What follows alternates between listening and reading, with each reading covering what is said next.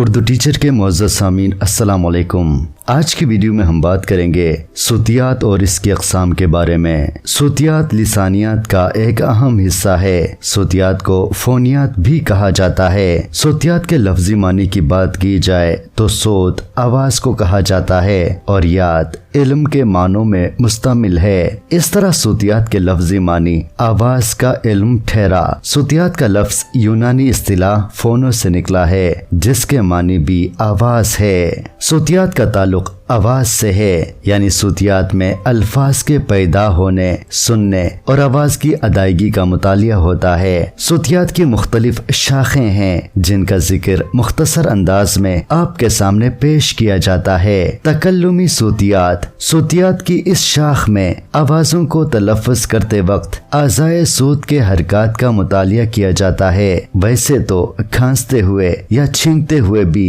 आवाज़ सोत हरकत करते हैं, लेकिन इनका ज़बान से कोई ताल्लुक़ नहीं है, इसलिए इनको गैर लिसानी आवाज़ें कहा जाता है। आवाज़ें पैदा करने में होंठ, दांत, तालू, ज़बान, कव्वा, हल्क, नाक और मुंह की नालियाँ, इशाई पर्दे खास तौर पर अपना किरदार अदा करते हैं। लिहाजा तकल्लुमी सूतियात में इन आज़ा के अमल का मुतालिया होता है। समी सूतियात। सूतियात की इस शाख में आवाज़ों की उन लहरों का मुतालिया होता है जो बोलने वालों के मुंह से लेकर सुनने वालों के कानों तक फैली होती हैं। इस मकसद के लिए मुख्तलिफ आले भी इस्तेमाल में लाए जाते हैं।